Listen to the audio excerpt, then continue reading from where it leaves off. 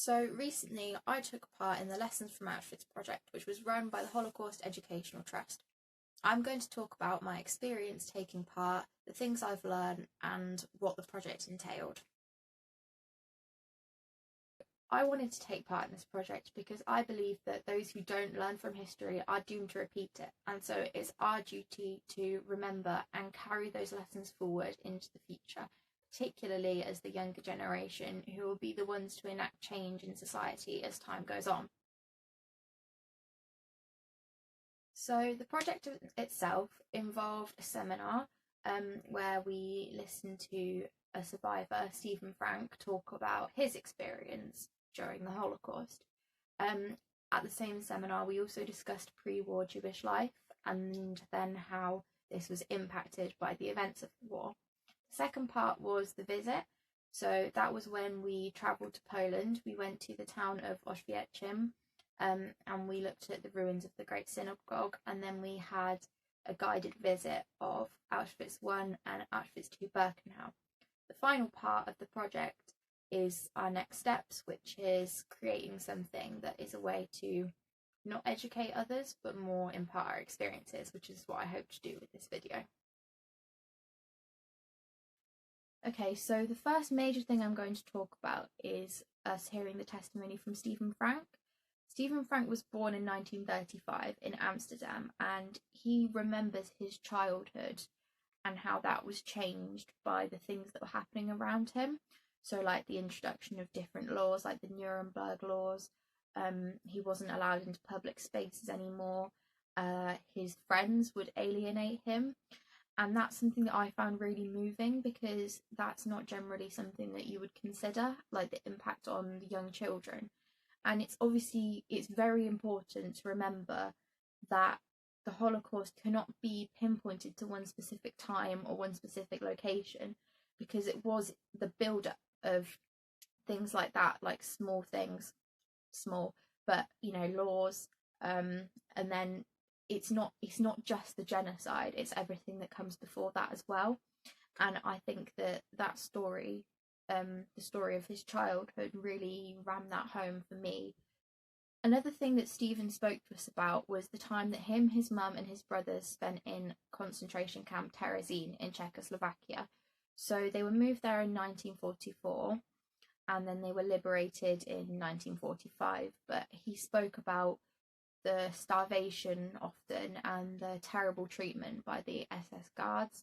And I think him telling his story, one of the things that hit home most with me was that there are millions and millions of stories like his, and it put into perspective A, the sheer volume of people that the Holocaust affected, and B, the utmost importance that we remember victims and talk about them with their names and their faces and their pictures, because they are all individuals, and to just refer to them as statistics or as just this many victims, it's really diminutive. And also it's so important to listen to survivors. Like, that experience was invaluable, and I think that everybody, if they can, should hear a survivor speak at some point in their life, because it's just, having that experience is completely different to reading about it or even seeing photos. Having someone really talk about it and the emotion behind that is really, really powerful. Something else that I found really moving about seeing a survivor and listening to their testimony was that Stephen Frank, he was there, he was tangible, and that means that the Holocaust wasn't as long ago as we think. I know it's easier for me to say as a younger person, but I think we like to compartmentalise these points of history as if they were so far in the past, and we put them into numbers. Like a few days ago, on April 15th, was the 75th anniversary of the liberation of Bergen-Belsen, and 75, it's not actually that long. So that's even more poignant when you have a survivor talking to you about their experience, and that just makes it all the more important that we remember, especially the younger generation, and that we talk about it, because otherwise, with us, the Holocaust and the real magnitude of the events that happened is just going to be lost. And like I said, those who don't learn from history are doomed to repeat it. So we can't let that happen. The first thing we did in our visit to Poland was go to the town of Auschwitz. So the Germanised name of the town would have been Auschwitz, which is what most people know it as. And here there was the Great Synagogue. So that was the main place of Jewish worship for all the people in the town. And there's a monument to it because in November 1939 it was burnt to the ground by German special forces. And the monument, it's got on the floor, they've laid out the outline, and then there's a box, and in the box it has a model of what the synagogue would have looked like, and then on the outside there's some text describing what it was in all its former glory, and then the night where they were unable to leave their houses, like the townspeople, because it was being burned to the ground. And on that monument it says that the forces threatened to shoot anyone who left their house. So they basically surrounded the synagogue, burnt it, and stopped anyone from being able to try and intervene. For me, I was really moved by our visit to the site of the Great Synagogue because it was the feeling that something that was so deeply important to a whole group of people have been destroyed just like that. And it was almost mourning of what was there and isn't any longer, because also all of the Jewish population of Auschwitz have gone since the Holocaust. And it was also partly that I was feeling that as humans we'd failed to protect each other, and it was not a nice feeling.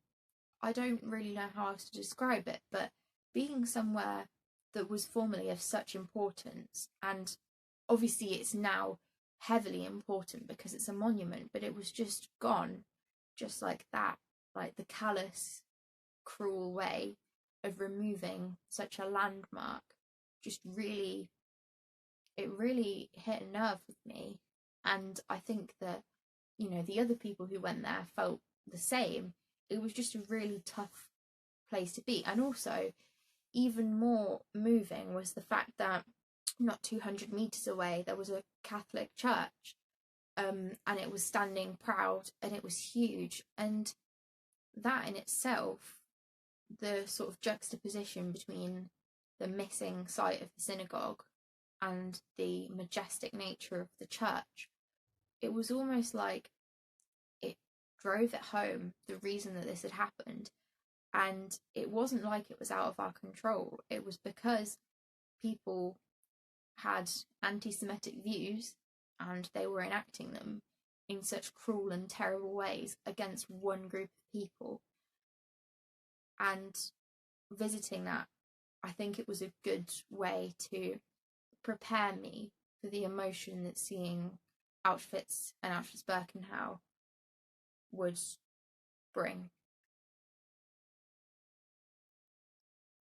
After our visit to the Great Synagogue, we drove to Auschwitz I, and we had a guided visit. So that involved walking around the camp itself and then looking at the different exhibitions.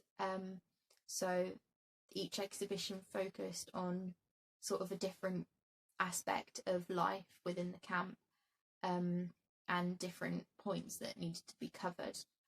And I think overall the Auschwitz one was bigger than I'd anticipated, and it was a lot more intimidating.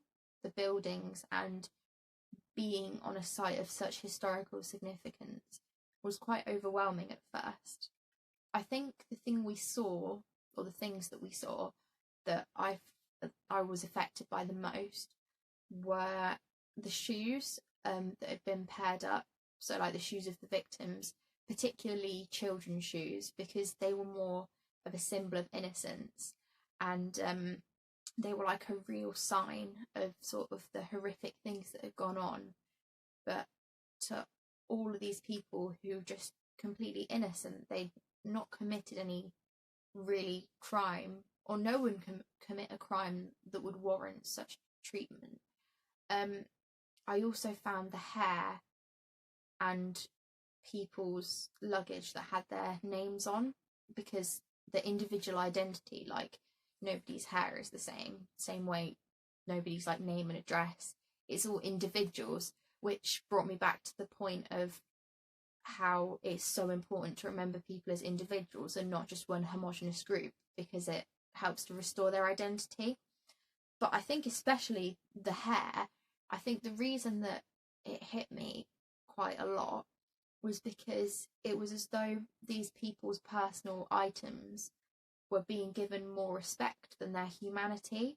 Like, these items were being treated with more respect because they were being used for profit, and obviously that in itself is not very respectful, but they were given more of a status than the people that they belong to.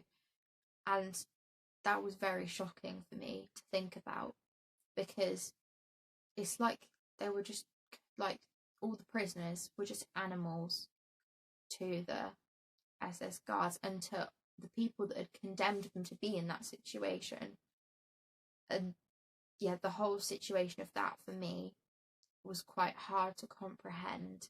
Something else that Auschwitz won that I found really, really moving was the Book of Names. So this was basically a huge book in the middle of the room, like meters long, and in it was the names of everyone who'd been murdered, or at least as many as the names that are known, because we still don't know all of the names, but it had people's names, their birthdays, and where they were killed. And for me, this just absolutely highlighted the scale of what happened, in a way better than anything else had done, because for each of those people in the book, they had their own livelihoods, their own families, their own places of work, places of birth, places they lived, and that was all just wiped out in one colossal event, in a genocide. And it's just, especially having seen that and had a survivor testimony, each of those individuals has a story to tell, but almost all of them, they're not here to tell it. And I know I keep going back to this, but it really does ram home the importance of remembering people, photos, and survivor testimonies, and listening to survivors rather than just looking at the statistics, because the statistics, they're so dehumanizing.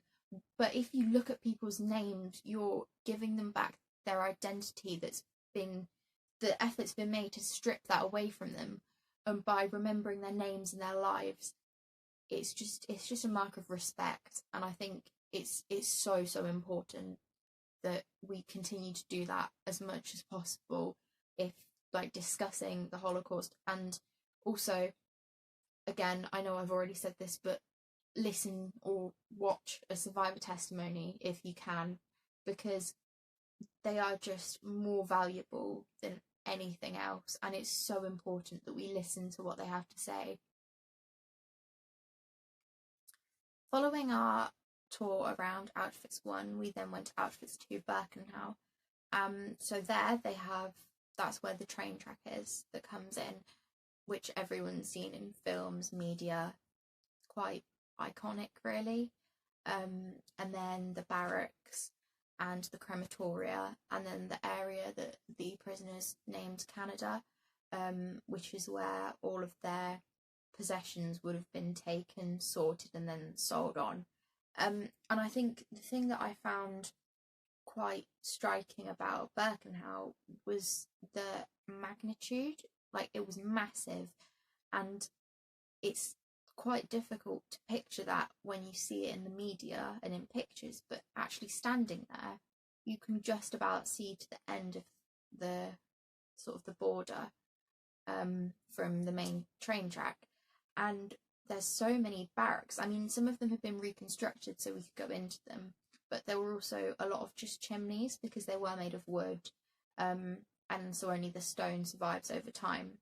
So the chimney is the stone part, and you could just see all of them, and the way that they were regimented highlighted the systematic nature of what went on, because of it was just how they were so sort of neat, which was quite jarring because it was obviously completely opposite to the horrific things that happened there and the horrible living situation that was inside them.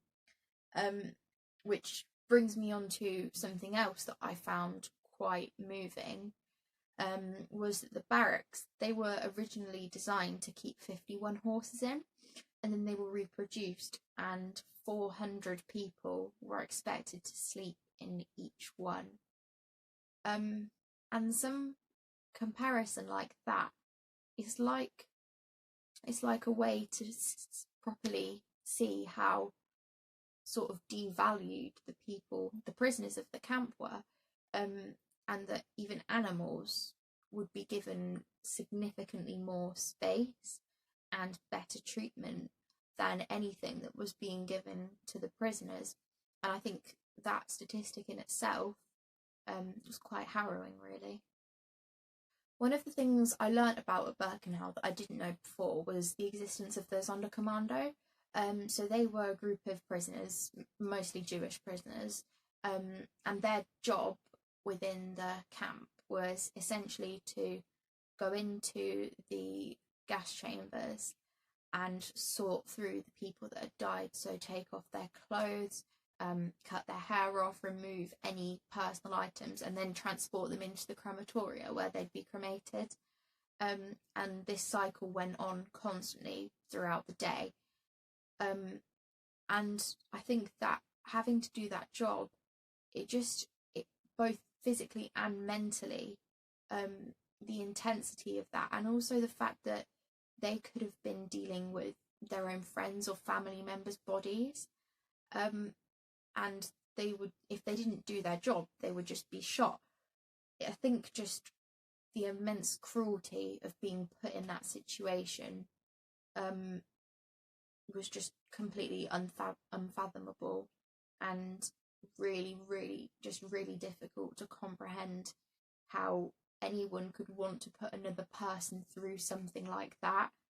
I think just being around that sort of thing, death all the time, that affected me. The final and perhaps the most important thing that I'm going to talk about is the contemporary relevance of all of this. So the Holocaust didn't just happen.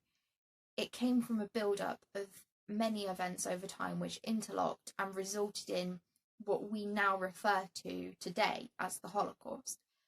And I think this increases the contemporary relevance because of things like the rise of the far right in politics and the increase in racist and anti-Semitic graffiti and rhetoric. Also the presence of divisive language in media and the normalisation of people who promote this, both in politics and people who are online, people who've gained traction through their controversial opinions, which are actually extremely damaging because they alienate particular groups of people. For example, Katie Hopkins recently referred to migrants as cockroaches. And I think this just brings it to the forefront that we need to fight against normalising discrimination, because allowing it to build could ultimately result in something just as tragic and terrible as what happened not so long ago. And I think to learn this is one of the core reasons that we must continue to teach the Holocaust and to talk about it, because it's one of the most important lessons there is. I think it's our duty to recognise discrimination and divisive language, both in person and in the media, and to speak out against it.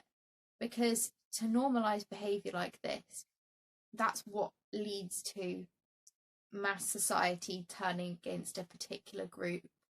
And, you know, we can't let that happen again.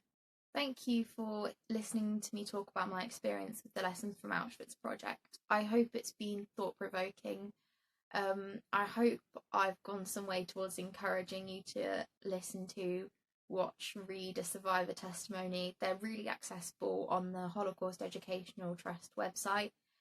There's loads of resources on there if you want to learn more, um, because learning about what's happened is really one of the best ways that we can stop it from happening again.